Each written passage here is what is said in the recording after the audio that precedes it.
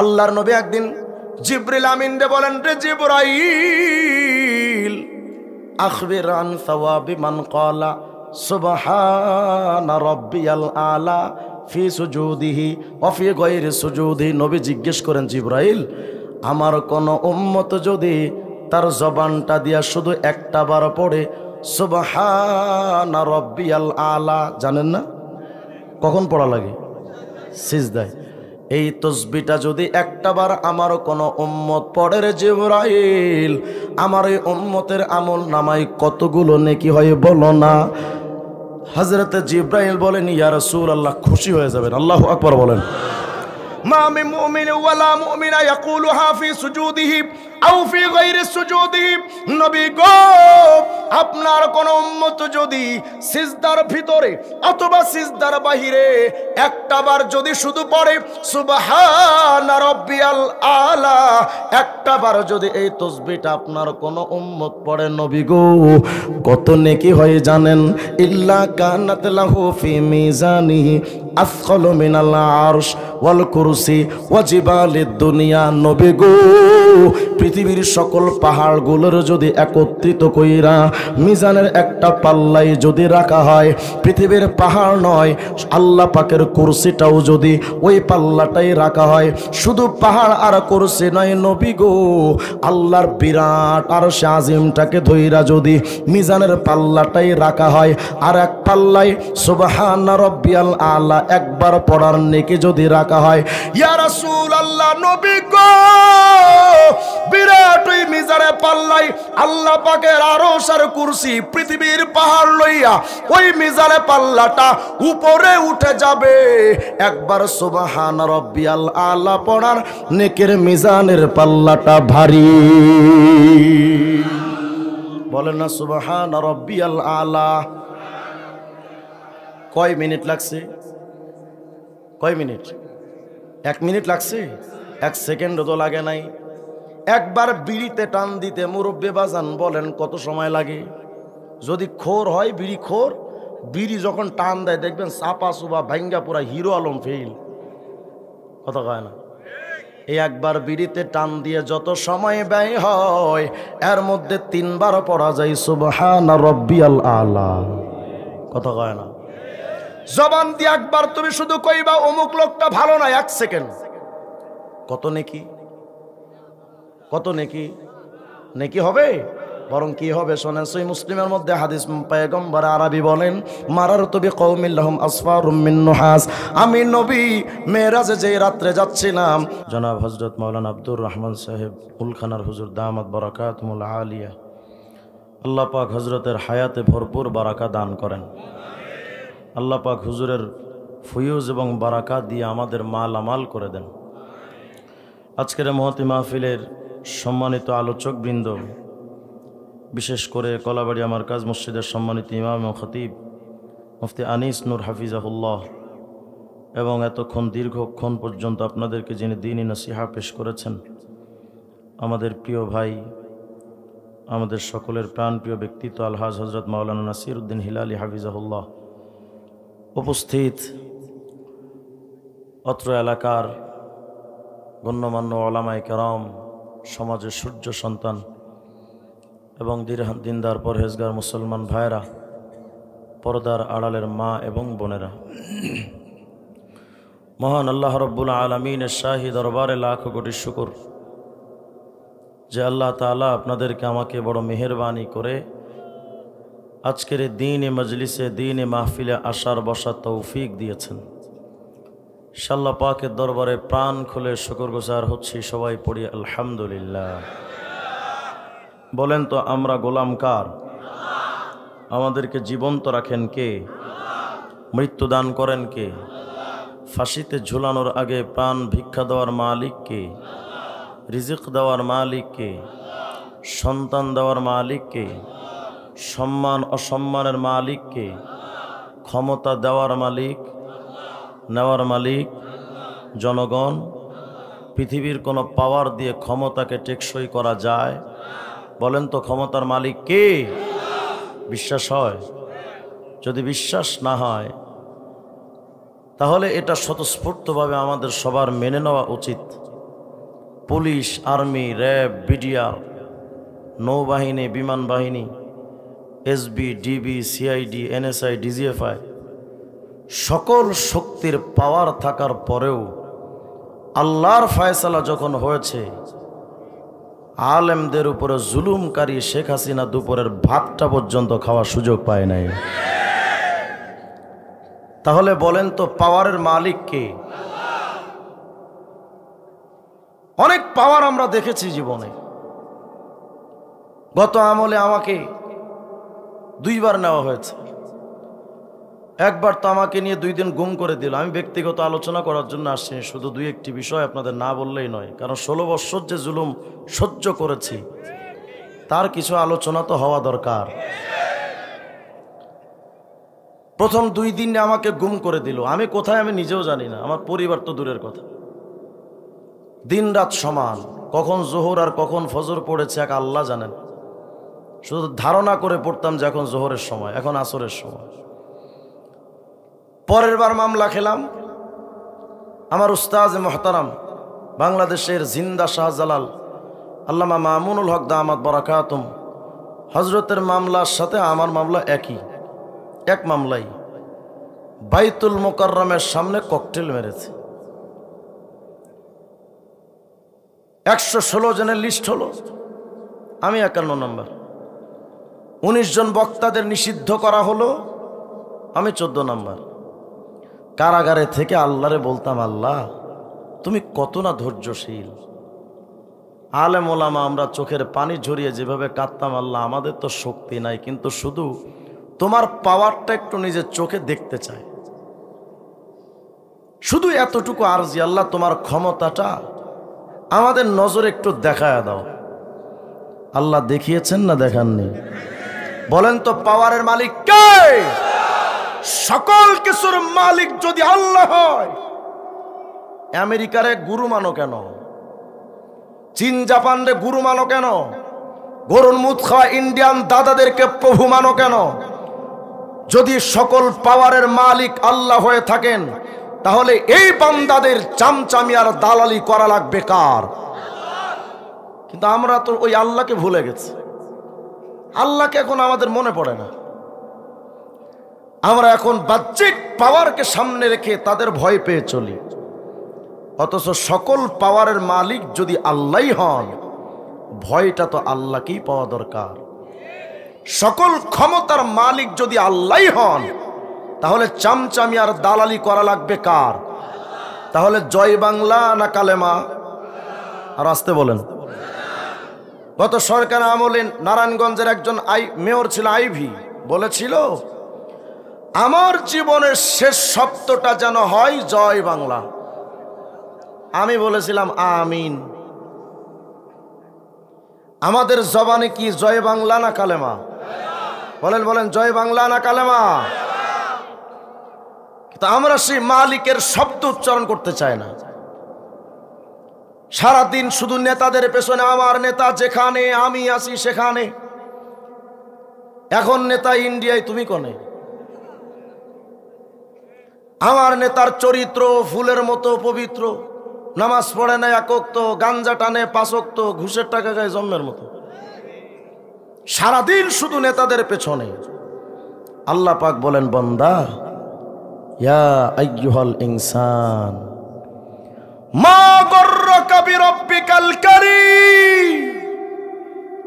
ও বান্দা, তোমার তো নেতার পেছনে বক্তব্য দেওয়ার সময়ের অভাব নাই, জয় বাংলার স্লোগান দেওয়ার অভাব নাই সময়, ফেসবুক চালানোর সময়ের অভাব নাই, প্রেম প্রীতি করার জন্য সময়ের অভাব নাই, সারাদিন জুয়ার মধ্যে সময় কাটানোর সময়ের অভাব নাই, তুমি বিবির সাথেও গল্প করতে পারো, সময়ের অভাব নাই, তুমি বিড়ি টানতে পারো, তোমার সময়ের অভাব নাই, তুমি সারাদিন Facebook, Instagram, imo, WhatsApp, Messenger চালাতে পারো, তোমার সময়ের অভাব নাই, তুমি গীবত শেকায়েত করার সময় বহুত পাও, তোমার সময়ের অভাব নাই। কিন্তু বান্দা, আমি আল্লাহ পাকের একটা প্রশ্ন, আমি আল্লাহকে কেমনে ভুইলা গেলি? আমি আল্লাহ থেকে তোমারে কে গাফেল করে দিল? আমি আল্লাহর কথা কি তোর মনে পড়ে না? ভাবেন তো আল্লাহ পাক কত আফসোস নিয়ে কথাটা বলেছেন। আল্লাহ আবার বলেন, বান্দা আলাম ইয়ানি লিল্লাযিনা আমানু আন তাখশা কুলুবুহুম লিযিকরিল্লাহ। বান্দা সময় কি তোমার এখনো হয়নি যে আমি আল্লাহকে একটু ডাকবে? সময় কি তোমার এখনো হলো না? মুরব্বী, একটু নিজের বডিটার দিকে তাকায় দেখেন বাজান। আপনার মাথার চুল একদিন কালো ছিল, আজ সাদা হয়ে গেছে। হাতের চামড়াগুলো এক সময় যৌবন বয়সে টান টান ছিল, আজকে হাতের চামড়াগুলো কুঁচকে গেছে। গলার স্বর নার্ভাস হয়ে গেছে, সেই চোখের দৃষ্টিটা কমে গেছে। মুরব্বী, মুখের দাঁত পড়ে গেছে, মুখের দাড়িগুলো সাদা। কোন কালার? আপনার মুখের দাড়ির এই সাদা কালার দুনিয়ার কোন রঙিন কালার নয়, এটা কাফনের কাপড়ের কালার। অথচ এই মুরব্বীরা চায়ের দোকানে বসে সারাদিন গিবত শেখায়াতে ব্যস্ত, আকিস বিড়িতে টান মারার বৈশা বৈশা, ও খারাপ, ও চোর, ও বাটপার, ও 2 নাম্বার, ও ভাওতাবাজ, ও চিটিংবাজ, ও এটা ও সেটা। সারাদিন শুধু বসে বসে গিবত। সবাই তার কাছে খারাপ, শুধুমাত্র উনি একলাই হাসান বসরি। সবাই যদি খারাপ হয়, আমার প্রশ্ন, সে চুরি করে যদি কবিরা গুনাহ করেছে, সে চিটিংবাজি করে যদি কবিরা গুনাহ করে, তুমি গিবত করেও তো কবিরা গুনাহ করো, তো ও যদি খারাপ হয় তুমি ভালো কেমনে? এই জবানটা দিয়ে দুনিয়াতে যে শব্দ উচ্চারণ করেন, কত না টাইম লস হয়। 1 সেকেন্ড, আমি শুধু আজকে 1 সেকেন্ডের কিছু আমলের কথা আপনাদের বলবো, শুধু 1 সেকেন্ডের আমল। এই জবান দিয়ে 1 সেকেন্ডে জাহান্নাম ক্রয় করা যায়, আবার এই জবান দিয়ে 1 সেকেন্ডে জান্নাতও ক্রয় করা যায়। ফর এক্সাম্পল, মাসালান মনে করেন আমি বললাম লোকটা ভালো না, জাস্ট এতটুকু বলেছি, 1 সেকেন্ড সময় লাগছে, বিনিময় একটা কবিরা গুনাহ, 7000 বছর জাহান্নাম 1 সেকেন্ডে। আবার এই জবানটা দিয়ে 1 সেকেন্ড মালিকের জিকির করবেন, 1 সেকেন্ড, কত নেকি! শুধু আল্লাহ পাকের রাজত্বের বিশালতা সম্পর্কে আপনাদের একটু ধারণা দেই আগে, তারপরে মালিকের 1 সেকেন্ডের নাম নেওয়ার ফজিলত পরে আলোচনা। আগে দেখেন তো আল্লাহ রাজত্বের ইতিহাস। 2.5 মাস কারাগারে খেটে যখন বের হলাম, চতুর্দিকে শুনি শুধু টাকলা টুকলা। কি রে ভাই, কে এটা? বলে টাকলা মুরাদ। কি সমস্যা? কয় টাকলা মুরাদে বলেছে সংবিধানে আল্লাহর নাম বিসমিল্লাহ রাখা যাবে না। তার কাছে মনে হয়েছে সে বিরাট ক্ষমতার মালিক, সে তার পাওয়ারের বহিঃপ্রকাশ করতে চেয়েছে। তো চলেন তো মালিকের রাজত্বের একটু ছোট্ট ইতিহাস আপনাদেরকে বলি, এরপর আমি আপনাদেরকে বুঝাবো যে আপনারা দুনিয়াতে এই মুখটা দিয়ে, জবানটা দিয়ে জয় বাংলা না নেতার স্লোগান নাকি অন্য কিছু বলবেন, নাকি মালিকের নাম উচ্চারণ করবেন, পরে সিদ্ধান্ত নেন। আগে বুঝেন, আমরা যে বাংলাদেশে বসবাস করি, এই বাংলাদেশ মাত্র 56,000 বর্গ মাইল। কত বিরাট বাংলাদেশ, বিস্তৃত জমিন। টেকনাফ টু তেতুলিয়া যদি আপনি যেতে চান, আমি আজও পর্যন্ত টেকনাফে যাই না ভয়ে, এত দূর, এত বিরাট বাংলাদেশ, অথচ মাত্র 56,000 বর্গ মাইল। আচ্ছা, 56,000 বর্গ মাইলের বাংলাদেশটা যদি এত বিশাল হয়, পুরা পৃথিবীর আয়তনটা হলো 20 কোটি বর্গ মাইল। সুবহানাল্লাহ, 1 সপ্তাহ পরে ফিরে না। 56,000 বর্গ মাইলের বাংলাদেশটা যদি এত বিশাল হয়, 20 কোটি বর্গ মাইলের পৃথিবীটা কত বড়! আল্লাহু আকবার। আশ্চর্য হওয়ার কিছু নেই। সৌর বিজ্ঞানীরা লিখেছেন, মিয়া 56,000 বর্গ মাইল তো পৃথিবীর মানচিত্রে খুঁজেই পাওয়া যায় না, এত বিরাট বাংলাদেশ, কিন্তু মানচিত্র এত বড়। এই পৃথিবীটাই এত বিশাল, কিন্তু জানো মাথার ওপরে ছোট্ট এক টাকার কয়েনের মতো একটা সূর্য থাকে। এই সূর্যটা কত বড় জানো? বলে পৃথিবীর চাইতে ওই সূর্যটা আরো 13 লক্ষ গুণ বড়। আসতে বলেন সুবহানাল্লাহ। পৃথিবীর চাইতে 13 লক্ষ গুণ বড় যে সূর্য।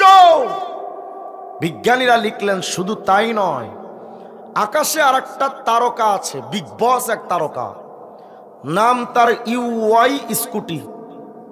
কত বড়? বলে ওই ইউআই স্কুটি ছোট্ট তারকাটা এত বিশাল, পৃথিবীর চাইতে যেই সূর্যটা 13 লক্ষ গুণ বড়, ওই সূর্যের চাইতে ওই তারকা আরো 500 কোটি গুণ বড়। কত বড় আন্দাজ করেন? মোটামুটি দেওয়ানবাগি পীর সাহেবের পেটের মতো। আওয়াজ দিয়া কোন আল্লাহু আকবার। কত বিরাট সূর্য, কত বিরাট ওই তারকা, এই চাঁদ, এই সূর্য, এই গ্রহ, এই নক্ষত্র, এই ধূমকেতু, এই বিরাট বিরাট স্পেস, সবকিছু যার পেটের মধ্যে থাকে তার নাম গ্যালাক্সি। আন্দাজ করেন তো গ্যালাক্সির পেট কত বড়? বিজ্ঞানীরা লিখেছেন, জানেন একটা গ্যালাক্সির ভেতরে যেই তারকাটা এত বিশাল, সূর্যের চাইতেও 500 কোটি গুণ বড়, এই তারকা একটা দুইটা নয়, ছোট বড় সব তারকা মিলিয়ে এক একটা গ্যালাক্সির মধ্যে শুধু তারার সংখ্যা কমপক্ষে 1 লক্ষ থেকে 2 লক্ষ কোটি। গ্যালাক্সি কত বড়? এত বিরাট বিরাট গ্যালাক্সি, 15,000 কোটি গ্যালাক্সি যার পেটে থাকে তার নাম গ্যালাক্সি গুচ্ছ। ওটা কত বড়? সুবহানাল্লাহ বলবেন না আপনারা? মনে গ্যালাক্সি গুচ্ছ কত বড়? আল্লাহর নাম তো চান্দু সংবিধানে রাখতে চায় না। আল্লাহ রাজত্বের পরিধি বিস্তৃত সেই এরিয়ার কথাটা ভাবেন। শুধু তাই নয়, এত বিরাট বিরাট গ্যালাক্সি গুচ্ছ যার পেটের মধ্যে থাকে তার নাম মহাগ্যালাক্সি। একটা মহাগ্যালাক্সির মধ্যে অন্তত গ্যালাক্সি গুচ্ছের সংখ্যা কমপক্ষে 15,000 কোটি। মহাগ্যালাক্সি কত বড়? এগুলো ভাই আমাকে মোল্লাদের কথা না, যে হুজুর বলতেছে এটা বিশ্বাস করা আছে, এটা আপনাদের সায়েন্টিস্টদের কথা। যদি মাথা খারাপ বলতে ওদেরকে কন। এত বিরাট মহাগ্যালাক্সি মহাশূন্যে ভেসে আছে। এই সব কিছু থাকে প্রথম আসমানের নিচে। প্রথম আসমানটা কত বড়?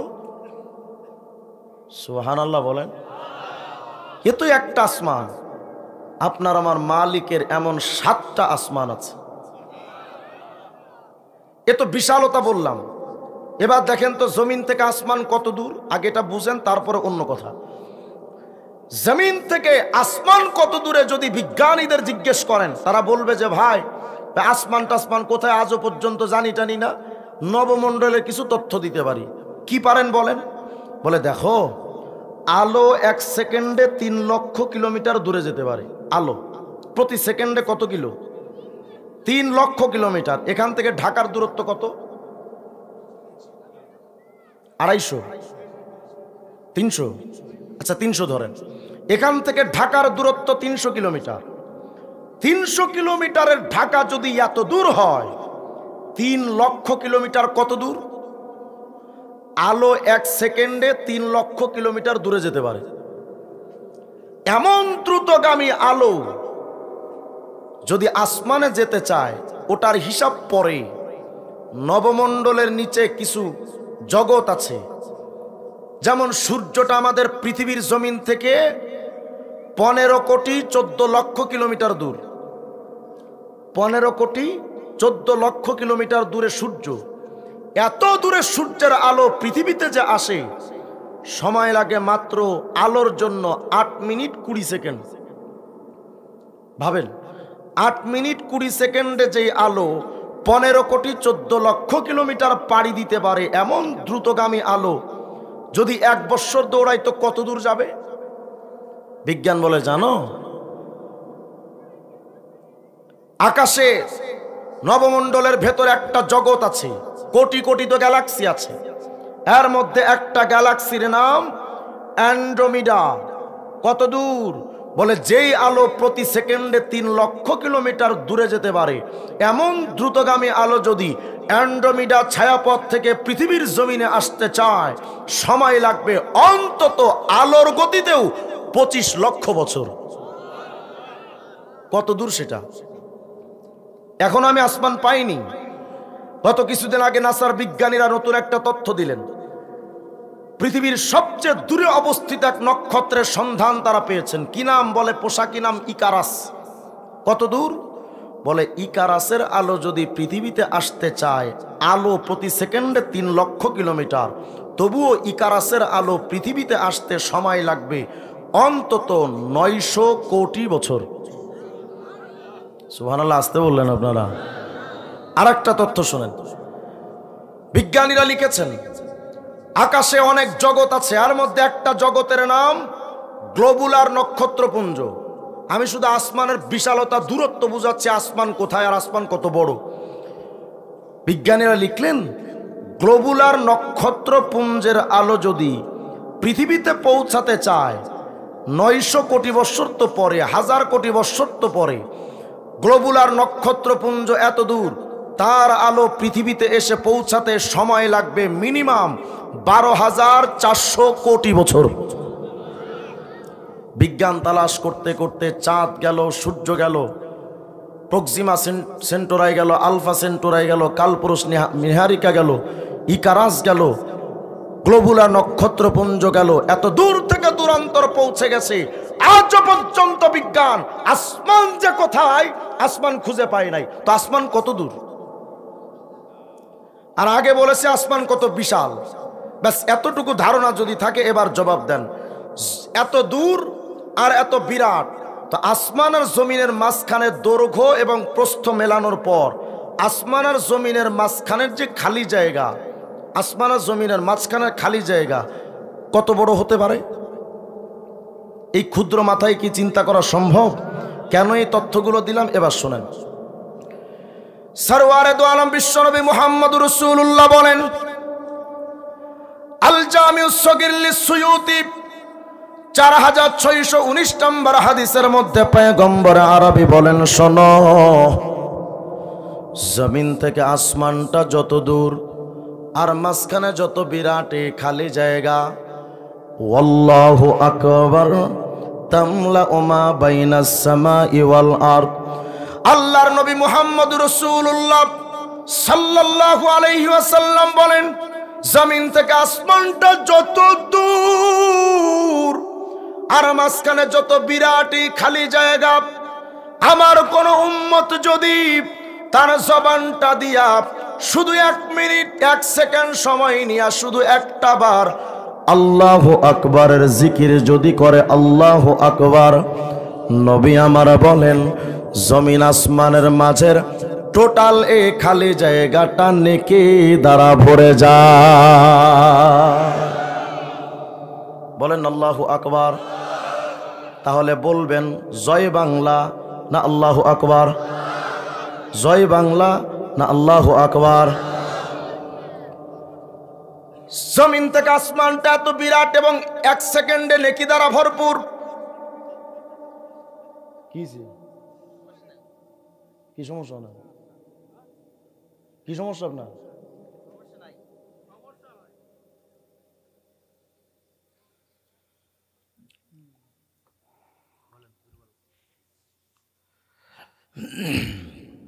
কি কষ্ট হচ্ছে আপনার? এখন তো মাহফিল আসলে এই আলোচনা চলে না, এখন চলে হুজুর আপনি তাহির আঙ্কেলের মতো একটু ডিজে নাচ দেন তাইলে ঠিক আছে। ওগুলো চলবে? ওসব যারা করবে তাদেরকে এলাকায় ঢুকতে দেওয়াও নিষেধ, এগুলোই চলবে। জবানটা দিয়েছেন কে? ফাতহুল কাদির লিশ-শাওকানি খণ্ড পৃষ্ঠা 17 মধ্যে মায়ার নবী বলেন, লাউ আন্না দুনিয়া কুল্লাহা বিহাদাফিরিহা ফি ইয়াদি রাজুলিন মিন উম্মতি সুম্মা ক্বালা আলহামদুলিল্লাহ লাকানাল হামদু আফযাল মিন যালিক। নবী আমার বোঝাতে চান উম্মতের দল, শোনো, তুমি যদি এই এরিয়ার মাটির মালিক যদি তুমি একলাই হও, নবীজি বোঝাইতে চান শোনো, তুমি যদি এই কলাবাড়িয়া এলাকার মাটির মালিক হও, পুরা নড়াইল জেলাটার মাটির জায়গার মালিক যদি তুমি একাই হও, শুধু তাই নয়, তুমি যদি পুরা খুলনা বিভাগ সহ ঢাকার গুলশান, বনানী, যাত্রাবাড়ি, সায়েদাবাদ, পল্টন, গুলিস্তান, টোটাল ঢাকার মালিক যদি একলা হও, শুধু ঢাকা আর এই খুলনা বিভাগ নয়, আল্লাহর নবী বুঝাইতে চান ওয়াশিংটন থেকে নিয়ে দিল্লির লাল কেল্লা পর্যন্ত টোটাল এই ভূখণ্ডের মালিক যদি তুমি একা হও, রে উম্মতের দল, আরবের 22টা রাষ্ট্রের মালিক যদি তুমি একলাই হও, এক কথাই পৃথিবীর এক প্রান্ত থেকে অপর প্রান্ত পর্যন্ত পুরা পৃথিবীর মালিক যদি তুমি একলাই হও, শুধু জমিনের মালিক নয়, জমিনের নিচে যত সম্পত্তি আছে না কেন, স্বর্ণের খনি, রূপার খনি, হীরার খনি, ডায়মন্ডের খনি, তেলের খনি, গ্যাসের খনি বা কয়লার খনি, সমস্ত খনিজ পদার্থের মালিক যদি তুমি একা হও, শুধু তাই নয়, এরা উম্মত শোনো, জমিনের উপরে যত গাড়ি, যত বাড়ি, যত মিল কলকারখানা, যত টাকা, রুপি, রিয়াল, দিনার বা দিরহাম অথবা ডলার, এক কথায় পুরা পৃথিবীর সমস্ত কিছুর মালিক যদি নবীজি বুঝাইতে চান, আমার কোন উম্মত যদি পুরা পৃথিবীর মালিক যদি হয়, এই পুরা পৃথিবীটা বিক্রি করলে যত দাম, আমার একজন উম্মত যদি একবার শুধু জবানটা দিয়া কয় আলহামদুলিল্লাহ, পুরা দুনিয়াটা বিক্রি করলে যত দাম, একবার আলহামদুলিল্লাহ বললে তার চাইতে বেশি মূল্যবান। বলেন আলহামদুলিল্লাহ। তাহলে জয় বাংলা না আলহামদুলিল্লাহ? জিকির চলবে কার? আব্দুরুল মানসুর লিসুয়ুতি, আল্লাহ পাকের নবীর সাহাবী আব্দুল্লাহ ইবনে আব্বাস বলেন, ইমাম সুয়ুতি তার কিতাব আদ-দুররুল মানসুরের মধ্যে লিখেছেন, জমিন থেকে আসমানটা যত দূর, রাইসুল মুফাসসিরিন হযরত আব্দুল্লাহ ইবনে আব্বাস বলেন, জানো রে, গিলাজু কুল্লি আরদিন 500 আম ওয়া বাইনা কুল্লি আরদিন ইলা আরদিন 500 আম। জমিন থেকে আসমানটা যত দূর, ওই আসমানের ছাদ আবার এত বড় মোটা। সুবহানাল্লাহ বলে না? প্রথম আসমানের ওপর থেকে নিয়ে দ্বিতীয় জমিনের মাঝখানে এমন খালি জায়গা, দ্বিতীয় জমিনটাও এমন মোটা। এভাবে করে আল্লাহ পাকের সৃষ্টি 7টা জমিন, জমিন থেকে আসমান যত দূর 7টা জমিন এমন মোটা, 7টা আসমান এমন মোটা, 7টা জমিন টু আসমান, আসমান টু জমিন এমন খালি জায়গা। এক তবক জমিন আসমান যদি এত বড় হয়, 7 তবক জমিন আসমান পুরাটা কত বড়? আল্লাহু আকবার, আসতে বলেন আপনারা। এখন আপনি প্রশ্ন করতে পারেন, হুজুর 7 তবক জমিন আসমান যদি এত বিশাল হয়, আমি চান্দু, আমার তো অস্তিত্বই না, আমি এতটা ছোট, কথা কয় না? তাহলে অহংকার করেন কেন? কি দাম্ভিকতা আপনি দেখান, বলেন কিসের বড়াই দেখান? 7 তবক জমিন আসমান তো দূরে থাক, সামান্য বিমানে উঠলেই তোমার নিচে খুঁজে পাওয়া যায় না, তুমি এতটা ছোট। সেই টাকলা মুরাদরা কই সংবিধানে আল্লাহর নাম রাখা যাবে না। আমরা সুস্পষ্ট করে বলেছি, তোর ওই সংবিধান আমার আল্লাহর নাম থাকলেও কি আর না থাকলেও কি, বরঞ্চ যেই সংবিধানে মদের আইন বৈধ করা হয়, যেই সংবিধানে পতিতালয় বৈধ করা হয়, এমন নাপাক সংবিধানে আমার আল্লাহর নাম মানায় না। আমার আল্লাহ তো আল্লাহই, আল্লাহর নাম উঠিয়ে দিতে চায়। আল্লাহ পাকের নামটা উঠা দেওয়ার জন্য আলেমদেরকে কারাগারে নেয়। তবে এটা সুস্পষ্ট কথা, আলেমরা ৭১-এর আগেও ছিল, ৭১-এর পরেও ছিল, এখনো পর্যন্ত আছে, কিয়ামত পর্যন্ত আলেমরা থাকবে। যেই দিন আলেমরা থাকবে না, ওই দিন আসমান জমিন ধ্বংস হয়ে শেষ হয়ে যাবে। 2013 সালে সাবেক স্বৈরাচার সরকারের একজন অবৈধ মন্ত্রী বলেছিল, হেফাজতিরা কই, নবী প্রেমিকরা কই, 10 মিনিটে তো ময়দান খালি। রাতে আমাদেরকে অস্ত্রের ঝনঝনানি দিয়ে আমাদেরকে বিতাড়িত করলো। দাম্ভিকতার সাথে মিডিয়ার সামনে বলেছিল, হেফাজতিরা কই, 10 মিনিটে তো ময়দান খালি। আজকে আমরা এই দীর্ঘ 10টা বছর অপেক্ষায় ছিলাম শুধু তার প্রশ্নের জবাব দেওয়ার জন্য। আলেমরা কোথায় আজ আসো দেখে যাও, মামুনুল হকরা কোথায় আসো দেখে যাও। আলেমরা আছে, মাহফিলে আছে, মঞ্চে আছে, মাদ্রাসা আছে, মসজিদে আছে, খানকায় আছে, বাংলাদেশের প্রতিটা ইঞ্চি মাটির রন্ধ্রে রন্ধ্রে আলেমরা আছে। ও স্বৈরাচার তোরা কোথায়? তোমাদের তো আজকে বারণ দিলেও খুঁজে পাওয়া যায় না। আল্লাহ পাকের জমিনে আল্লাহ পাকের মহব্বতের বান্দারাই টিকবে, কোন জালেম টিকতে পারে না। জমিনের মালিক কে? সাত তবক জমিন আসমানের মালিক বলেন না কে? ওই আল্লাহর নামটা উঠায় দেওয়া সম্ভব? গত কিছুদিন আগে দেখলাম এক বুদ্ধিজীবী বলে আজানে শব্দ দূষণ হয়, মানে এলাকায় যেমন ভাইরাস ছড়ালে একটা দূষণ সৃষ্টি হয়, আজানের আওয়াজ দিয়ে শব্দ দূষণ হয়। আমি বললাম ওই লোকটা সবচেয়ে বড় দূষিত। কথা কয় না?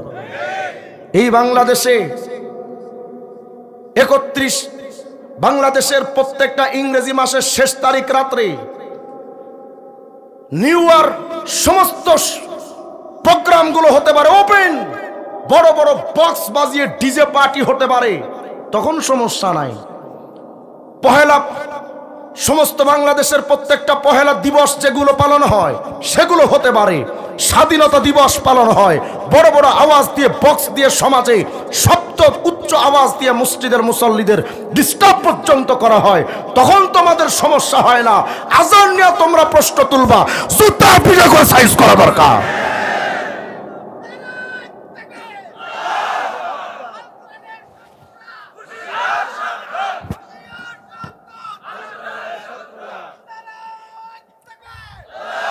আল্লাহর আজান বন্ধ হবে? আমাদের পক্ষে খুদা, কণ্ঠে খুদা, খুদাই খুদা, ও নামের তাসবিহ কালাম বন্ধ করে কোন সে শালা। এদেশের রাত যতদিন দিন যতদিন আজান রবে, সে আজান বন্ধ হলে তোদের সাথে যুদ্ধ হবে। আল্লাহর আওয়াজ বন্ধ করা সম্ভব? এরা মনে করে হুজুররা আরে তো বোকা, মাইন্ডসেটটা খায়, তোর বাপেরটা কয়দিন খায় হুজুররা? ক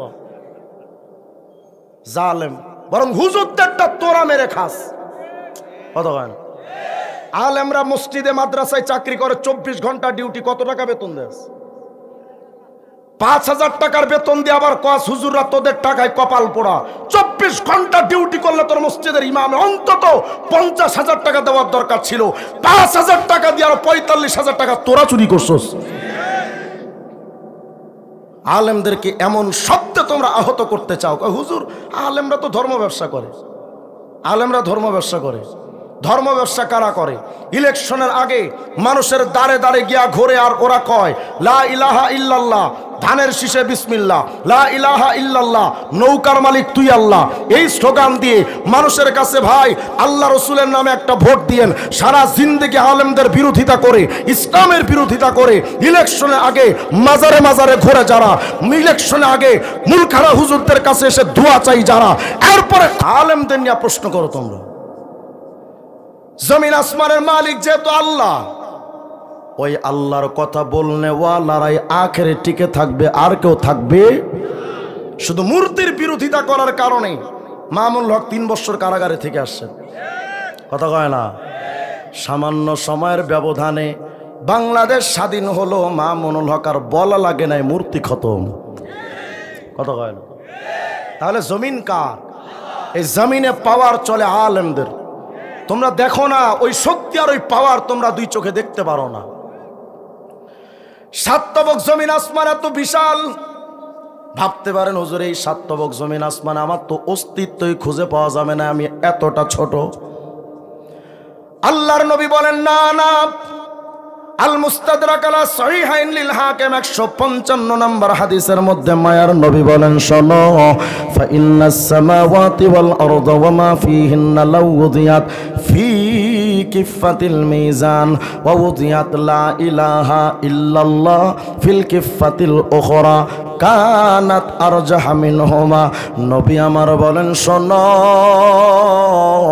7 তবক জমিন আসমানটা যত বড় হোক না কেন, এই 7 তবক জমিন আসমানটা রইয়া যদি মিজানের একটা পাল্লাই রাখো আর জবান দিয়া যদি শুধু একটা বার কও লা ইলাহা ইল্লাল্লাহ, এই একটা বার কালেমাটা পড়বা, সাত তবক জমিন আসমান রে একটা পাল্লাই রাখো, আর একবার কালেমে তৈয়বার জিকিরের নেকিটা আর এক পাল্লাই রাখো।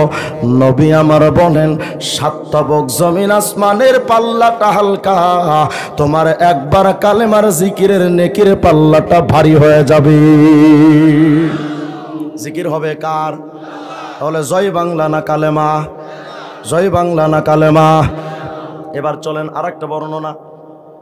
ইবনে কুদামা হাম্বলি রাহিমাহুল্লাহর কিতাব জামিউল উলুম আল হিকাম খণ্ড 2 পৃষ্ঠা 18, আল্লাহর নবী সালমান আল ফারসি বলেন, জানো সাত তবক জমিন আসমান এত বড়, আল্লাহর মিজানের পাল্লা কত বড় জানো? ফালাউ জিনা ফিহিস সামাওয়াতু ওয়াল আরদু লাওয়াসিআত। আরে সাত তবক জমিন আসমান একত্রিত কইরা যদি মিজানের পাল্লাই রাখা হয়, সাত তবক জমিন আসমান ঢুকে যাবে, কিন্তু মিজানের পাল্লার একটা পাল্লারও পেট ভরবে না। রাস্তাগান সুবহানাল্লাহ। এখন তো মহা মুশকিলে পড়ে গেছে, হুজুর এত বড় যদি মিজানের পাল্লা হয়, আমি চান্দুর নেকি যদি ঢুকানো হয় তো খুঁজেই পাওয়া যাবে না। আর আমরা যে নেকি আর আমল করি, বাপরে বাপ 55 বছর আকিস বিড়ি, কত হয় না। এরপরে কোন রকম একটু তাবলিগ চিল্লায় গিয়া একটু কোন রকম নেকি অর্জন করে, বাস এই তো।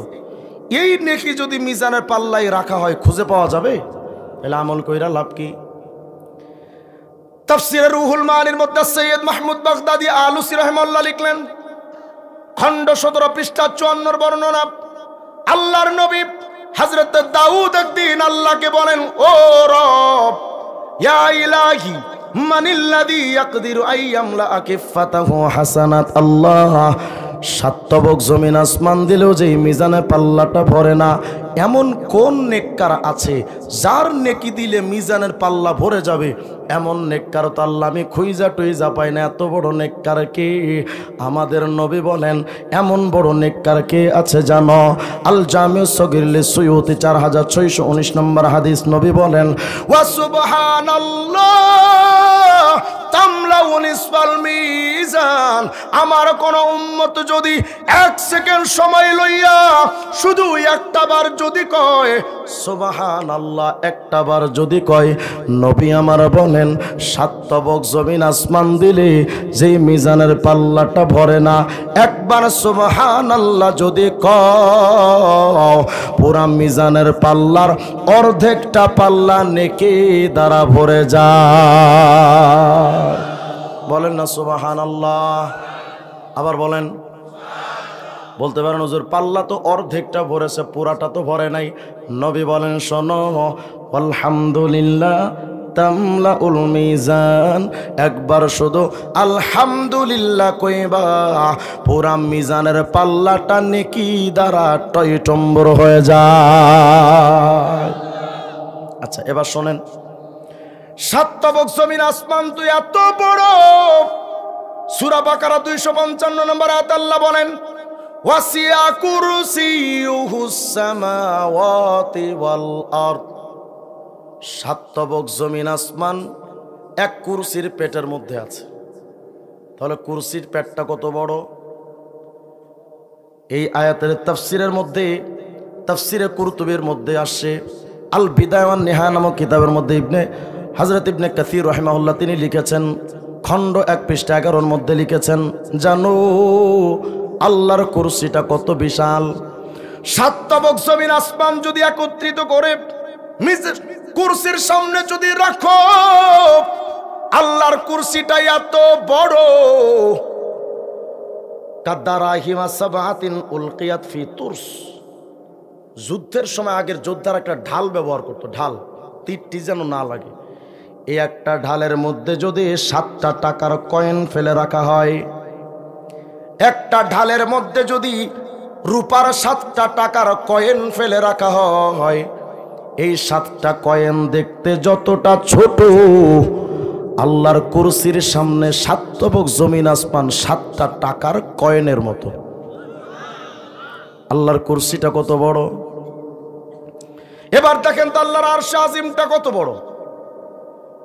তাফসীরে রুহুল মানির মধ্যে আসে, আল্লাহর সহিহ ইবনে হিব্বানের 361 নম্বর হাদিস, আল্লাহর নবী বলেন, জানো রে মাসসামাওয়াতুস সাবউ মাল কুরসি, 7 তবক জমিন আসমানকে কুরসি সহ যদি আরশের সামনে ফেলে রাখা হয়, কাহালকাতিন মুলকাত বিআরদিন ফালাতি, হাতের আংটিটা দেখতে যতটা ছোট, বিশাল এক চাটিয়াল মরুভূমির ময়দানের মধ্যে হাতের একটা আংটি দেখতে যতটা ছোট আর ক্ষুদ্র দেখা যায়, আল্লাহ পাকের আরশ আজিমের সামনে আল্লাহর কুরসিটা দেখতে হাতের একটা আংটির মতো। আল্লাহর আরশটা কত বড়, সুবহানাল্লাহ, আসতে বলেন আপনারা। এবার এই হিসাবটা কেন দিলাম এবার শোনেন। তাফসিরে কুরতুবির মধ্যে, আল্লাহর তাফসিরে রুহুল মাআনির মধ্যে আল্লাহর নবীর একটা হাদিস বর্ণিত আছে। আল্লাহর নবী একদিন জিবরিল আমিনকে বলেন, রে জিবরাইল, আখবির আন সাওয়াবি মান ক্বালা সুবহানা রাব্বিয়াল আলা ফি সুজুদিহি ওয়া ফি গায়রি সুজুদি। নবী জিজ্ঞেস করেন, জিবরাইল, আমার কোন উম্মত যদি তার জবানটা দিয়া শুধু একটা বার পড়ে সুবহানা রাব্বিয়াল আলা, জানেন না কখন পড়া লাগে? সিজদায়। এই তসবিহটা যদি একটা বার আমার কোন উম্মত পড়ে রে জিবরাইল, আমার এই উম্মতের আমল নামায় কতগুলো নেকি হয় বলো না। হযরত জিবরাইল বলেন, ইয়া রাসূলুল্লাহ, খুশি হয়ে যাবেন। আল্লাহু আকবার বলেন। মা মিন মুমিন ওয়ালা মুমিনা ইয়াকুলুহা ফি সুজুদিহি আও ফি গায়রি সুজুদিহি। নবী গো, আপনার কোন উম্মত যদি সিজদার ভিতরে অথবা সিজদার বাহিরে একটা বার যদি শুধু পড়ে সুবহানা রাব্বিয়াল আলা, একটা বার যদি এই তাসবিহটা আপনার কোন উম্মত পড়ে, নবী গো, কত নেকি হয় জানেন? ইল্লা কানাত লাহু ফি মিজানিহি আসকালু মিনাল আরশ ওয়াল কুরসি ওয়া জিবালিদ দুনিয়া। নবী গো, পৃথিবীর সকল পাহাড়গুলোর যদি একত্রিত কইরা মিজানের একটা পাল্লাই যদি রাখা হয়, পৃথিবীর পাহাড় নয়, আল্লাহ পাকের কুরসিটাও যদি ওই পাল্লাটাই রাখা হয়, শুধু পাহাড় আর কুরসি নয়, নবী গো, আল্লাহর বিরাট আরশে আজিমটাকে ধইরা যদি মিজানের পাল্লাটাই রাখা হয়, আর এক পাল্লাই সুবহানা রাব্বিয়াল আলা একবার পড়ার নেকি যদি রাখা হয়, ইয়া রাসূলুল্লাহ, নবী গো, বিরাট ওই মিজানের পাল্লাই আল্লাহ পাকের আরশ আর কুরসি পৃথিবীর পাহাড় লইয়া ওই মিজানের পাল্লাটা উপরে উঠে যাবে। একবার সুবহানা রাব্বিয়াল আলা পড়ার নেকের মিজানের পাল্লাটা ভারী। বলেন না সুবহানা রাব্বিয়াল আলা। কয় মিনিট লাগছে? কয় মিনিট? 1 মিনিট লাগছে? 1 সেকেন্ডও তো লাগে নাই। একবার বিড়িতে টান দিতে মুরব্বি বাজান বলেন কত সময় লাগে? যদি খোর হয়, বিড়ি খোর, বিড়ি যখন টান দেয় দেখবেন চাপা চুপা ভাঙ্গা পুরা হিরো আলম ফেল। কথা কয় না? এই একবার বিড়িতে টান দিয়ে যত সময় ব্যয় হয়, এর মধ্যে 3 বার পড়া যায় সুবহানা রাব্বিয়াল আলা। কথা কয় না? জবান দিয়ে একবার তুমি শুধু কইবা অমুক লোকটা ভালো না, 1 সেকেন্ড, কত নেকি? কত নেকি? নেকি হবে? বরং কি হবে শোনেন। সহিহ মুসলিমের মধ্যে হাদিস, পয়গম্বর আরবি বলেন, মারারতু বিকওমিন লাহুম আসফারুম মিন নুহাস। আমি নবী মেরাজে যে রাত্রে যাচ্ছিলাম, ওই রাত্রে একটা সম্প্রদায়ের পাশ দিয়ে যাচ্ছিলাম, কিছু লোকজন একসাথে, আমি তাদের পাশ দিয়ে যাচ্ছিলাম। কি বিরক্ত হচ্ছেন নাকি আপনারা? বিরক্ত হলে কোয়েন। আল্লাহর নবী বলেন, মেরাজের রাতে আমি মায়ার নবী যখন যাচ্ছি, তাকা দেখি পাশ দিয়া কিছু লোক তারা বসে আছে, তারা কাজে ব্যস্ত। কি কাজ? লাহুম আসফারুম মিন নুহাস, তাদের হাতের মধ্যে জাহান্নামের হিংস্র পশুর মতো এত বড় বড় নখ আছে। ওই নখগুলো দিয়া ইয়াখমিশুনা উজুহাহুম ওয়া সুদুরহুম, ওই লোকগুলো তাদের নখগুলো দিয়া মুখের মাংস, গোশত, রক্তগুলো এভাবে ছিটতেছিল, বুকের মধ্যে এভাবে তাদের গোশত আর রক্তগুলো এভাবে টেনে টেনে ছিটতেছিল। ওয়া ফি রাওয়ায়াতিন ইয়াকুলুনাল জি শরীফ। আর এক বর্ণনায় আসছে একটা সম্প্রদায়ের পাশ দিয়ে নবী যাচ্ছিলেন, তারা মরা পশুর গোশতগুলো ছিঁড়ে ছিঁড়ে খাচ্ছিল। মায়ার নবী জিজ্ঞেস করেন, জিবরাইল রে, মান হাউলা ইয়া জিবরাইল, ওগো জিবরাইল এই লোকগুলো কারা?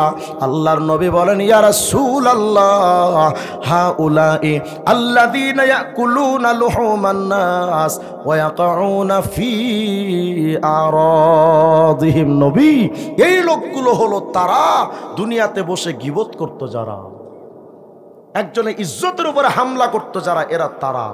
এখন যদি মানুষ গীবত, তো এখন গুনাহ মনে হয় না, গীবত এখন এমন হয়ে গেছে এটা গুনাহই না। যদি বলা হয় ভাই তুমি লোকটা নিয়ে এখন গীবত করো, কয় হে করতে পারলে সমস্যা না, আমি কইলে সমস্যা? হ্যাঁ, আপনি বললেও সমস্যা, ইসলামে বলাও নিষেধ, কথা হয় না? এক সেকেন্ড মানুষের গীবত কইরা জাহান্নাম ক্রয় করে নিলেন, আর এক সেকেন্ড শুধু যদি বলেন সুবহানা রাব্বিয়াল আলা, কত বিরাট নেকি, নেকি এখনো শেষ হয় নাই। এবার কি হয় দেখেন, হযরত জিবরাইল বলেন, ইয়া রাসূলুল্লাহ, নবী গো, আপনার কোন উম্মত যদি একবার পড়ে সুবহানা রাব্বিয়াল আলা, ও নবী, দুনিয়াতে যদি কোনো কর্মী তার নেতার পেছনে সারাদিন ঘোরে, ওই নেতা যদি এক সময় এমপি হয়, সংসদে দাঁড়ায় কি বলবে যে মাননীয় স্পিকার, কলাবাড়িয়ায় আমার এক চামচা আছে, আমার জন্য খুব মেহনত করছে, আমি আজকে হৃদয় ভরে তার কথা স্মরণ করছি, এটা বলবে জীবনে? কেন? বলে বিরাট একটা দামি মজমা, ওই দামি মজমার মধ্যে কলাবাড়িয়ার কোনো মানুষের কথা কম যায় না। এটাই যদি হয় দুনিয়ার ক্ষমতার নেতাদের কর্মকাণ্ড, মুমিন রে, বিশাল এই রাজত্বের মালিক আল্লাহ কি করেন জানেন? যদি আপনি মালিকের নামে একবার বলেন সুবহানা রাব্বিয়াল আলা, আল্লাহ পাক সাথে সাথে সকল ফেরেশতাদেরকে ডাক দিয়া এরকম জমা করেন, কইরা বলেন, এই ফেরেশতারা দেখ, সাদাকা আব্দি, দেখ ফেরেশতা, আমার ওই বান্দা দুনিয়াতে আমার তো দেখে নাই, কলাবাড়িয়ার মানুষ জীবনে আমারে দেখে নাই, কিন্তু ফেরেশতারা দেখ আমার বান্দা কেমন সত্য কথা বলেছে। আনা ফাওকা কুল্লি শাই ওয়া লাইসা ফাওকি শাই, জানো রে আমি আল্লাহর উপরে তো কিছু নাই, আমি আল্লাহ তো সবার ঊর্ধ্বে। আমার বান্দা তো দেখে নাই, না দেখে সাক্ষী দিল রে ফেরেশতা, আমার বান্দা যে এই সাক্ষ্যটা দিল, আমার বান্দা তো একটা কাজ করেছে, আমি আল্লাহর কি কোনো দায়িত্ব নাই? ফেরেশতারা, আমি আল্লাহরও একটা দায়িত্ব আছে। কি দায়িত্ব জানো? ইশহাদু ইয়া মালাইকাতি আন্নী কদ গফারতু লিআবদি, ফেরেশতারা তোমরা সাক্ষী থাকো, আমার এই বান্দার জিন্দেগির গুনাহ আমি আল্লাহ মাফ করে দিলাম। একবার যদি বলেন সুবহান রাব্বিয়াল আলা, এখনো ফজিলত শেষ হয় না, আরো আছে, সুবহানাল্লাহ বলেন। এবার ফজিলতটা শুনলে তো খুশি হয়ে যাবেন। যখন এই বান্দাটা মারা যাবে, যেই বান্দা বলেছিল দুনিয়াতে সুবহানা, বলেন বলেন সুবহানা রাব্বিয়াল আলা, এই বান্দা দুনিয়াতে একবার পড়েছিল সুবহানা রাব্বিয়াল আলা, ফাইদা মাতা, এই বান্দা যখন মারা যাবে, জিবরাইল বলেন, নবী গো, ওই সুবহানা রাব্বিয়াল আলা বলনেওয়ালা উম্মতটা যখন মারা যাবে, তারা আমল নামায় কি নেকি হবে সেটা তো বললাম, এবার কি হবে জানেন নবী? ওই কিয়ামতের ময়দানে তো কেউ কাউরে চিনবে না, বাবা তার মারে চেনে না, মা তার সন্তানরে চিনবে না। এমনকি নবী ঈসা বলেন, আল-ইয়াউমা লা আসআলুহু ইল্লা নাফসি লা আসআলুহু মারইয়ামা আল্লাতী ওয়ালাদাতনি, আমি ঈসা পয়গম্বর কিয়ামতে কাউরে চিনব না, শুধু আমি নিজের বেলায় কইব, আল্লাহ আমারে বাঁচান, আমারে বাঁচান। আমি আমার মায়ের ব্যাপারেও বলবো না, শুধু বলবো আল্লাহ আমারে বাঁচান। আউয়ালু মা ইয়াফিররু মিন বানিহি নূহ, কিয়ামতে নূহ আলাইহিস সালাম নিজের সন্তানকে যখন দেখবে একটা দৌড় দিয়া পালাবেন, কে আমার সন্তান, আমি কাউরে চিনি না। আউয়ালু মা ইয়াফিররু মিন আবিহি ইব্রাহিম, নিজের সন্তান, নিজের বাবা ইব্রাহিম, হযরত ইব্রাহিম নিজের বাবা আজরকে দেইকা দৌড় দিবেন, কে আমার বাপ, আমি কাউরে চিনি না। ওই কিয়ামতের ময়দানে কেউ যখন কাউরে চিনবে না, হযরত জিবরাইল বলেন, ইয়া রাসূলুল্লাহ, আপনার কোন উম্মত যদি দুনিয়াতে শুধু একটা বার পড়ে সুবহানা রাব্বিয়াল আলা, ওই বান্দা যখন মারা যাবে, জারাহু মিকাইল কুল্লা ইয়াউমিল কিয়ামা, ওই বান্দার কিয়ামতে যখন কেউ আপন রবে না, ওই সময় আল্লাহর ফেরেশতা মিকাইল ওই বান্দার সাথে দেখা করতে যাবে। কি ভাবতেছেন দেখা কইরা দৌড় দিয়া পালাবে নাকি? না না, হযরত জিব্রাইল বলেন ইয়া রাসূলুল্লাহ, জিব্রাইল ওই লোকটার সাথে দেখা কইরা হামালাহু আলা জানাহিহি, নিজের ডানার উপর উঠায় নিবে। নিয়া কি করবে জানেন? এভাবে উঠায় নিয়ে ফায়ুকিফুহু বাইনা ইয়াদাইল্লাহ, আল্লাহর সামনে দাঁড় করায় দেবে। আস্তে কোন সুবহানাল্লাহ। আল্লাহর সামনে দাঁড় করায় দিবে, দিয়া বলবে ইয়া রব শাফিনি ফি, ও আল্লাহ তোমারই বান্দা দুনিয়ায় একবার পড়েছিল সুবহানা রাব্বিয়াল আলা। মিকাইল কেন করবে এটার ব্যাপারে বিস্তারিত এক ঘটনা আছে। তিনি একদিন আরশে আজিম ঘুরে দেখার জন্য দৌড় দিয়েছেন, কুল কিনারা পান নাই, পরে প্রথম পড়েছিলেন সুবহানা রাব্বিয়াল আলা। এই তাসবিহটা সর্বপ্রথম পড়েছিলেন হযরতে মিকাইল আলাইহিস সালাম। এজন্য মিকাইল আল্লাহর সামনে তারে হাজির কইরা বলবেন, গো আল্লাহ শাফিনি ফি, তোমার এই বান্দার ব্যাপারে আমি মিকাইল সুপারিশ করতে আসছি, তুমি আমার সুপারিশ কবুল করো। সুবহানাল্লাহ। এবার আল্লাহ কি বলবেন জানেন? আল্লাহ বলবেন শাফাতু কাফি, হে মিকাইল রে, ওই বান্দার ব্যাপারে তোমার সুপারিশটা আমি কবুল করে নিলাম। তোমার সামনে একটা মাত্র কাম, ইযহাব বিহি ইলাল জান্নাহ, আমার বান্দাটারে ধইরা আমার জান্নাতে ঢোকা দাও। কয়বারে সুবহানা রাব্বিয়াল আলা? একবার পড়লে যদি এত নেকি হয়, নামাজে যদি 3 বার 5 বার 7 বার 9 বার 11 বার পড়েন তো কত নেকি। আমাদের তো সময় নাই, সিজদার মধ্যে ঠোকর ঠোকর সিজদা, বাস। নামাজ এক ডিজিটাল চাইনা নামাজ। কি নামাজ! সুবহানা রাব্বিয়াল আলা সিজদায় যাইতে যাইতে একবার শেষ, সিজদায় গিয়ে একবার শেষ, উঠতে উঠতে আর একবার শেষ হয়ে গেল। এটা আমাদের নামাজ? অথচ আমাদের নবী বলেছেন সল্লু কামা রাআইতুমুনি উসাল্লি, যেভাবে আমি নবী নামাজ পড়ি তেমন নামাজ পড়ো। কেমন ছিল নবীর নামাজ? আম্মা জান আয়েশা সিদ্দিকা বলেন লা তাসআল আন হুসনিহিন্না ওয়া তুলিহিন্না, আমার স্বামী মুহাম্মদ আরবির নামাজের সৌন্দর্য দীর্ঘতা ও সাহাবীরা আমায় আয়েশারে জিগায়ও না, ওই নামাজ এত দীর্ঘ ছিল, এত সুন্দর ছিল, আমি আয়েশা তার বর্ণনা দিতে পারবো না, এত চমৎকার নামাজ ছিল। আর আমাদের নামাজ 4 রাকাত নামাজ 1.5 মিনিট, কত হয় না? আর নামাজ কি পড়ে মাশাআল্লাহ। মাঝে মধ্যে দেখি 2-1টা মুরব্বী নামাজে দাঁড়া এমন থাকে, এমন থাকে, আছে না? অনেক মুরব্বী আছে সূরা ফাতিহাটা পর্যন্ত পারে না। আমার এক মুসল্লির একবার বলছি, ভাই একটু একামত দেন তো। এক বাসায় ইফতারি করতে গেছি, তো বললাম ভাই নামাজের সময় তো চলে গেছে, একটি একামত দেন, নামাজ জামাত এখন করে ফেলি। হে একামত দিতেছে, আল্লাহু আকবার আল্লাহু আকবার লা ইলাহা ইল্লাল্লাহ মুহাম্মাদুর রাসূলুল্লাহ কতকা মাতারি সালাহ কতকা মাতারি সালাহ, এলে একামত। এখানেও খুঁজে দেখেন বুড়া বুড়া মানুষ সূরা ফাতিহা জানে না, কথা কয় না। যদি তাবলীগ জামাতের দাওয়াত দেওয়া হয়, ভাই চলেন না 3 দিন এক চিল্লা জামাতে যায়, তো হুজুর আর একটু সময় যাক না, মানে ঠাড়া বইরা মরবে, কবরে যাবে, তারপরে জীবন চিল্লা দিবে, কথা কয় না। নাউযুবিল্লাহি মিন যালিক। আল্লাহ আমাদেরকে হিদায়াত দান করেন। ভাইরা, শেষ একটি কথা, রাত গভীর হয়ে গেছে, শেষ একটি কথা আপনাদের সামনে আরজ করতে চাই। বাড়ি যাবেন না এখান থেকে? যাবেন তো? যখন বাড়ির দিকে যাবেন দুয়ার পরে রাস্তার 2টা পাশে একটু তাকায় দেখেন তো, নিঝুম অন্ধকার বাঁশবাগানে একা একা কত কাল ধরে কত লাশ পড়ে আছে, ওদের দেখার মতো কেউ নাই। মুরব্বী, আজকের দিনটাতেও তো কাফনের ফ্যাক্টরি থেকে অনেক কাফন বের হয়েছে না? কথা হয় না? অনেক কাফনের ফ্যাক্টরি থেকে কাফন বের হয় বের হয় বের হয়, হতে হতে একদিন আপনার আমার কাফন হুট করে বের হয়ে যাবে, আপনার আমার খবর থাকবে না। কাফনের ফ্যাক্টরি থেকে অনেক কাফন গাড়িতে উঠে, কোনো গাড়ি চট্টগ্রাম, কোনো গাড়ি খুলনা, কোনোটা যশোর, কোনোটা রাজশাহী, কোনোটা রংপুর রওনা। আপনাদের এই কলাবাড়িয়াতেও, এই নড়াইলের ভেতরেও, এই নড়াগাতিতেও, এই 13 খাদাতেও অনেক কাফন চলে আসছে, আসে নাই? আচ্ছা, ওই কাফন কি সৌদি আরব কারোর জন্য আসছে? কার জন্য আসছে? হতে তো পারে আপনার জন্য আসছে, আমাদের না, হতে তো পারে আমার জন্য আসছে। তার কবে মালিকে জিকির করবেন বলেন আমার? আর কবে সময় হবে আপনার?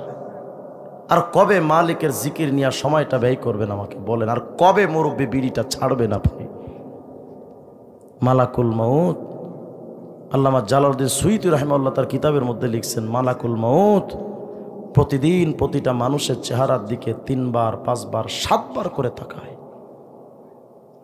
যদি তাকায় দেখে হায়াত নাই, জানটা কবজ কইরা তার রূহটা অন্য ফিরিস্তাদের কাছে দিয়া দেয়, হয়তো ইল্লিয়িন নয়তো সিজ্জিন।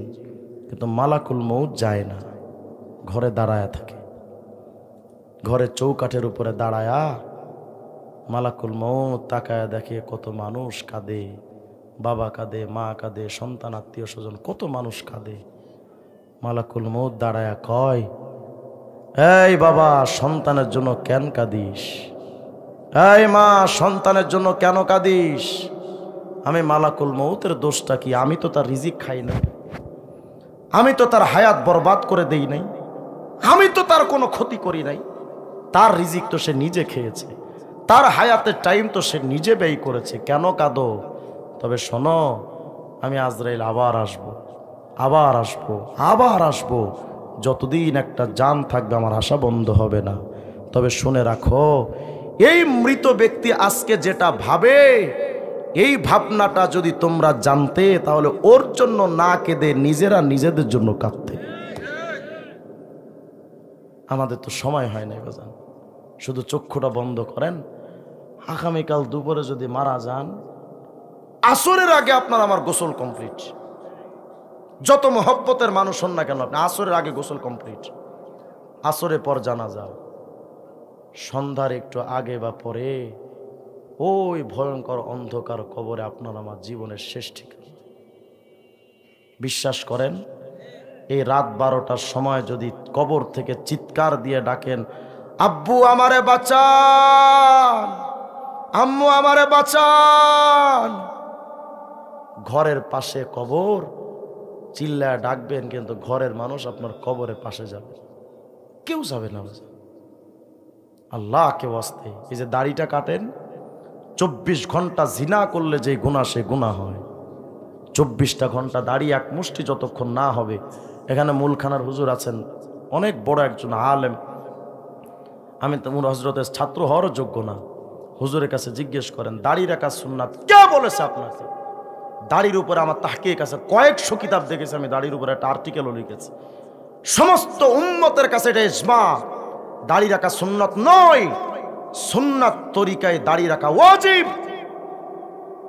দাড়ির প্রতি খেয়াল নাই, যতক্ষণ পর্যন্ত দাড়ি এক মুষ্টি বরাবর না হবে, 24 ঘন্টা জিনা করলে যে গুনাহ, সেই গুনাহ হতে থাকে।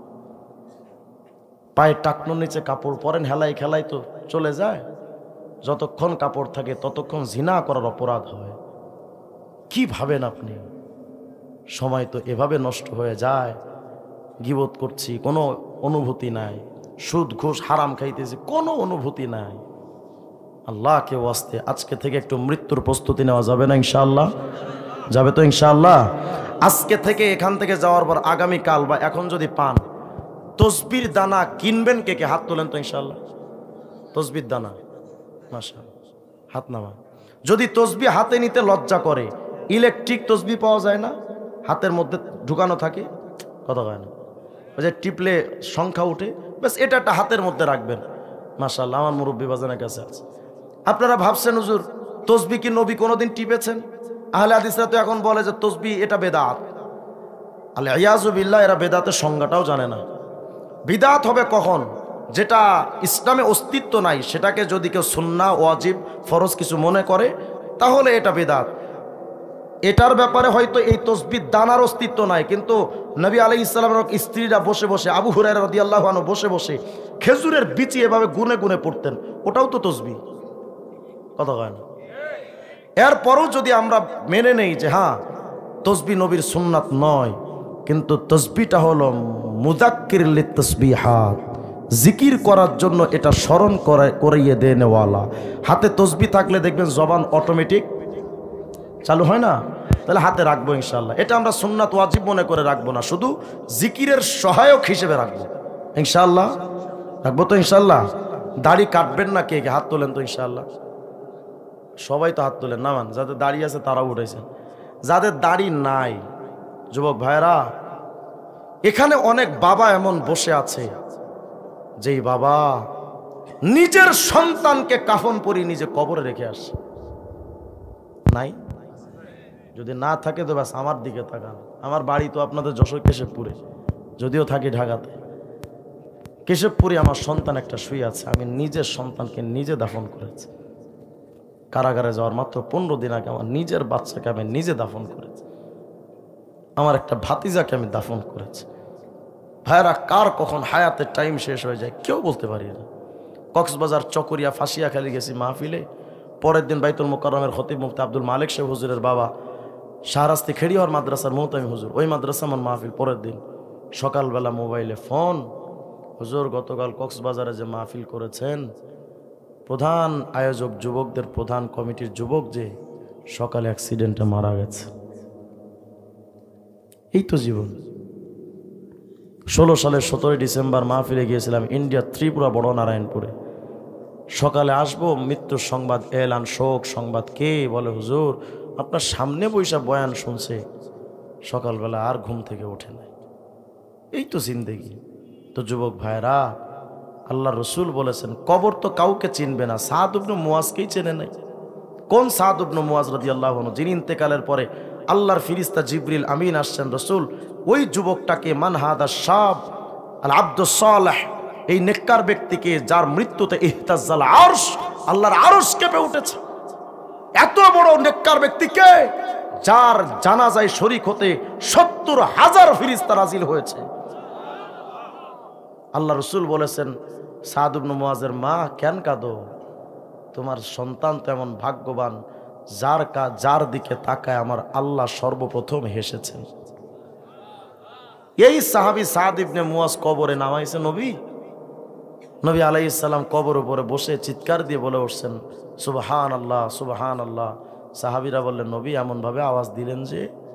নবী বলেন, জানো আমার সাদ ইবনে মুয়াজকে যখন কবরে রাখছে, তো কবরের দুই পাশের মাটি এভাবে চাপ দিতে আসছে। আয়েশা যখন দেখছেন নেক আমল ভালো, তো আবার কবরে মাটি চাপ দেয় নাই, সরে গেছে। কবর যদি কারো জন্য পক্ষপাতিত্ব করত, আমার সাদ ইবনে মুয়াজের দিকে কবর সম্মান দেখাতো। কবর কারো সঙ্গী হবে না, সবার জন্য সমান। আজকে থেকে কবরের জন্য একটু প্রস্তুতি নেওয়া যাবে না ইনশাআল্লাহ? পৃথিবীর সবচেয়ে উত্তম ওয়াজ হলো কবর নিয়ে, মৃত্যু নিয়ে চিন্তা করা। উত্তম ওয়াজ। এত বক্তার কাছে যায় যে ঘন্টার পর ঘন্টা বসে থাকার, এটা বড় ওয়াজ না। সবচাইতে বড় ওয়াজ প্রতিদিন কয়েকবার করে, পারলে 70 বার 100 বার মৃত্যুর কথা চিন্তা করবেন। বারবার মৃত্যুর কথা চিন্তা করবেন, দেখবেন হেদায়েতের জন্য এটাই যথেষ্ট। পারবো না ইনশাআল্লাহ? আল্লাহ আমার ভাইদেরকে তৌফিক দান করেন, এই মাহফিলটাকে আল্লাহ পাক কবুল করেন। একটি বিষয় না ক্লিয়ার করলেই নয়। যেহেতু কলাবাড়িয়া আসছি, এটা কালিয়ার মধ্যে না, কালিয়ার মধ্যে বর্ণালে আমার আগামী 5 তারিখ না 12 তারিখে বর্ণালে একটা প্রোগ্রাম আমার রাখা ছিল। যেহেতু বিষয়টা নিয়ে এদিকে একটা ধূম্রজাল সৃষ্টি হয়েছে, তারাও এই মাহফিল কর্তৃপক্ষের কাছে এসে এখান থেকে 1.5 থেকে 2 মাস আগে তারা বলেছে যে রমজানে আমাকে দাওয়াত দিয়েছে। আমার জানা নাই যে রমজানে তারা আমার দাওয়াত দিয়েছে। আমি হজের থেকে আসার অনেক পরে তারা আমাকে দাওয়াত দিয়েছে। 1.5-2 মাস হবে না মাহবুব ভাই? গাড়ি গেছে। 1.5 থেকে 2 মাস আগে তারা আমাকে সম্ভবত দাওয়াত দিয়েছে, আর একটু বেশিও হতে পারে, 3 মাস 4 মাস ধরেন। দেওয়ার পরে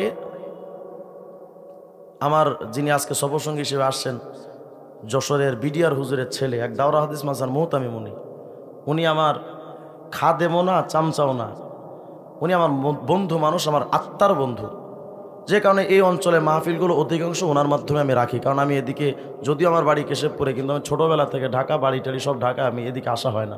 যে কারণে আমি অনেক অঞ্চল চিনিও না, চিনলেও মানুষের সাথে এরকম সম্পর্ক নাই। তো উনি প্রোগ্রাম রাখে, উনি প্রোগ্রামটা রাখছেন। রাখার পরে তারা নাকি আমাকে 5,000 টাকা দিয়েছে, যদি আমার ডায়েরিতে লেখাও ছিল না, আমার মনেও নাই। তো ওনারা তার আমার সাথে যোগাযোগ করে না। আমি মাহবুব ভাইকে কিছুদিন আগে, মাসখানেক আগে আমি ফোন দিলাম যে ওনারা তো প্রোগ্রাম নিয়েছে, ওনারা কি যোগাযোগ রাখে? আমার বলছে কোন জায়গায়? বললো বর্ণাল। বলে না, তারা তো আমার সাথে যোগাযোগ করে নাই, অনেক দিন হয়ে গেছে যোগাযোগ করে নাই। তার এটা হয়তো মিস্টেক হয়েছে। বর্ণাল বলতে এরা যদি যোগাযোগ করেও থাকে, বর্ণাল এরাই যে এভাবে, উনি হয়তো ধারণায় ছিল না। যাই হোক, আমাকে বলেছে যেটা, যে তারা তো অনেকদিন আমার সাথে যোগাযোগ করে নাই। তো স্বাভাবিক প্রক্রিয়ায় সরকার পতনের পর সকল মাহফিলগুলো উলট পালট হয়ে গেছে। কারণ হলো, আগে কমিটি ছিল আওয়ামী লীগ, এখন হয়ে গেছে বিএনপি। তো আওয়ামী লীগরা যে বক্তারে দাওয়াত দিয়েছিল, বিএনপির ওই বক্তারে নিচ্ছে না। কথা কয় না।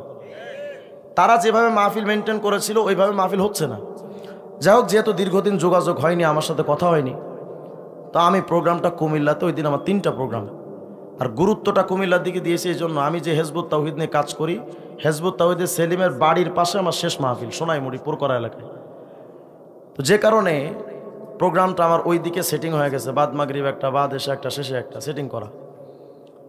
ওনারা হুট করে আমাকে ফোন দিলেন, দেওয়ার পর আমি বললাম, ভাই আমার তো ডায়েরিতে দেখা যাচ্ছে যে 3টা প্রোগ্রাম আমার নেওয়া অন্য দিকে।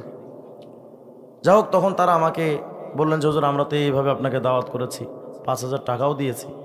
আচ্ছা, আমি তখন তাদেরকে বললাম যে দেখেন, যেহেতু একটা উলটপাট হয়ে গেছে, এটা আমি মিডিয়ার সামনেও বলছি, যার সাথে কথা হয়েছে তার কাছেও এটা বলেছি। আমি যদি মিথ্যা বলি তো উনি আমাকে মিথ্যুক হিসেবে জানবেন, যে কারণে আমি কারো কাছে মিথ্যুক হয়ে পরিচিত হয়ে কিয়ামত উঠে আমার দ্বারা সম্ভব না। যেটা সত্য এটাই বলছি। বিশেষ করে আমি কারো পক্ষপাতিত্ব নিয়ে, কারো দালালি চামচামি বা কারো খুশি করার জন্য, এটা আমার মেজাজ না। আমি আমার গতিতে চলি, যেটা হক মনে করি, যেটা আমাদের বুজুর্গানের দিন হক বলেছেন, এটার উপর চলতে গিয়ে যত তুফান আসতে পারে আমি পরোয়া করি না। যেহেতু তারা এটা শুনবেন, তাদের কাছেও বিষয়টা স্পষ্ট হওয়া দরকার।